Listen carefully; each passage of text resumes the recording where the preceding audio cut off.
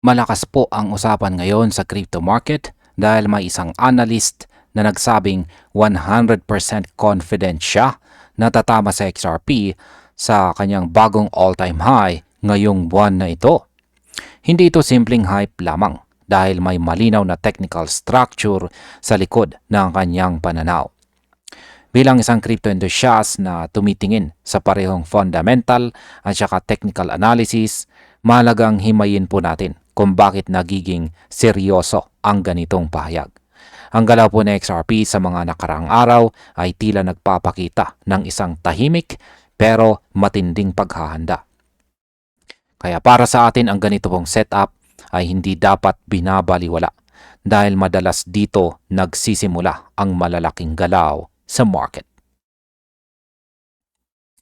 At ayan, simulan po natin sa ating unang katanungan kung bakit po ba muling naging bullish ang pananaw ng analyst kay XRP. Ang analyst po dito na si Bird ay nagbahagi ng kanyang daily chart kay XRP. Kaya ayan po ang kanyang daily chart time frame dito at malinaw po niyang sinabi na tapos na ang backtest at oras na para muling lumiwanag itong sa XRP. Sa oras po ng kanyang pagsusuri, nasa paligid po ng $2.09 ang presyo ni XRP matapos po ang mabilis na pag-akyat sa mga nakaraang araw. Hindi ito basta random pump dahil ang ipinapakita ng chart ay isa pong technical sequence na nabuo sa loob ng maraming buwan. Ibig sabihin matagal nang pinaghandaan ng market ang galaw na ito. Para sa atin, mahalaga ito dahil kapag ang galaw ay galing sa mahabang consolidation, mas malaki ang tsansang magtuloy-tuloy ang momentum kaysa sa biglaang spike lamang. Ngayon, ano po ba ang sinasabi ng descending trendline tungkol dito kay XRP? Dito po sa chart ay makikita natin ang isang malinaw na descending trend line na matagal nang pumipigil sa pag-angat ni XRP mula pa noong huling all-time high nito. Sa bawat pagtatangka ni XRP na umakyat, paulit-ulit itong tinatanggihan ng trend line na ito. Ang resulta ay unti-unting pagliit ng galaw ng presyo na tinatawag na structural compression. Kapag ang volatility ay patuloy na humihigpit, kadalasan, ito po ay nauuwi sa isang malakas na breakout. Kaya para po sa atin, ang ganitong pattern ay parang pag-ipon ng lakas bago ang isang malaking galaw. Ngayon, ano naman ang ibig sabihin ng breakout at saka successful backtest? Ayan, ang pinaka-importante po sa chart ay ang pag-akyat ng XRP lampas sa kanyang descending trend line. Hindi dito natatapos ang kumpirmasyon dahil bumalik po sa XRP upang itest muli ang dating resistance.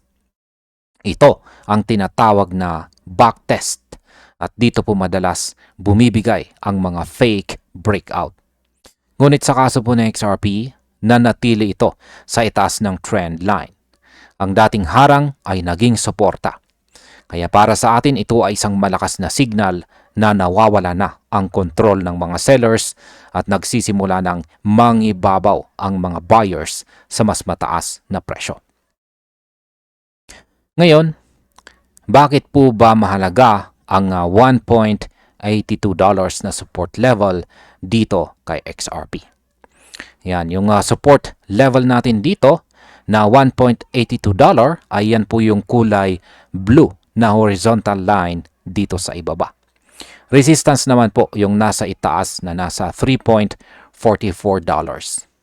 Ayan. Kaya bukod po sa trend line, may malinaw ding horizontal support tayo dito sa bandang $1.82. Ayan. Dito, bumaba sa XRP at dito na rin siya matibay na sinalo ng market bago muling umakyat. Ang ganitong depensa ay indikasyon na humihina na ang downside pressure. Kapag ang support ay paulit-ulit na nirirespeto, ipinapakita nito na may mga hadlang, meron pong mga handang bumili sa presyong ito. Kaya para sa atin, nagbibigay ito ng kumpiyansa na ang risk sa downside ay mas kontrolado kumpara sa potensyal na upside. Ayan. Yan po ang support. Dito naman po tayo sa resistance. Ano naman ang sinasabi ng $3.44 resistance tungkol sa susunod na target? Ayan, malinaw po na target.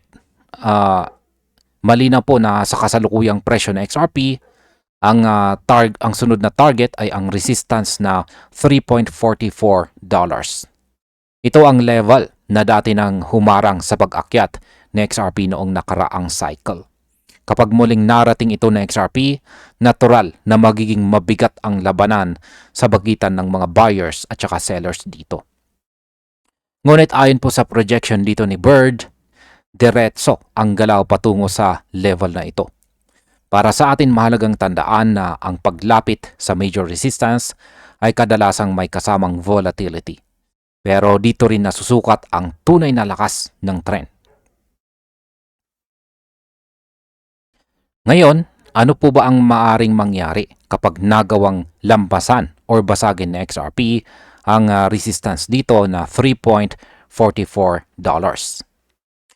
Yan, kapag tuluyan pong nalampasan na XRP ang $3.44 dito na resistance, papasok po siya sa tinatawag na price discovery zone. Ibig sabihin, wala na pong malinaw na resistance base. Wala na pong malinaw na resistance na nakabase po sa recent market structure. Ang susunod po na logical target ay ang dating all-time high na nakapwesto naman sa $3.65 at maaaring lampas pa rito. Kaya para sa atin, ito po ang yugto kung saan madalas pumasok ang mas maraming momentum buyers at saka institutional interest. Ang ganitong galaw ay kadalasang mabilis at emosyonal dahil marami ang ayaw maiwan sa rally. Ngayon, bakit naman sinasabing posibleng maging malakas ang simula ng taong 2026 para kay XRP? Matapos po ang ilang buwang compression at mabagal na galaw, ipinapakita ng chart na handa na sa XRP para sa panibagong yugto. Kapag nagpatuloy po ang pag-hold sa itaas ng $2 at ng trendline, mas lumalakas ang kaso para sa continuation. Para po sa atin na sumusubaybay sa structure at saka key levels, malinaw ang setup at malinaw din ang invalidation. Ang ganitong clarity ay bihira po sa market at madalas nauuna sa malalaking galaw. Kaya sinasabi po ng analyst na maaring maging explosive ang simula ng taon. At bilang panghuli ay ano naman ang aking masasabi tungkol dito? Sa aking opinyon, ang kumpiyansa ng analyst ay hindi po basta emosyon lamang. Nakabase po ito sa malinaw na technical signals na matagal na pong binubuo. Hindi ibig sabihin nito na siguradong tuloy-tuloy ang akyat ng walang retracement. Pero para po sa atin bilang mga traders at holders, ang risk to reward sa ganitong setup ay nagiging mas kaakit-akit. Kung magpapatuloy po ang volume at saka momentum, hindi po malabong makita natin sa XRP na muling magkwento ng isang makasaysayang galaw ngayong buwan. At hanggang dito na lamang po tayo sa video na ito mga ka-crypto. Maraming salamat sa panonood.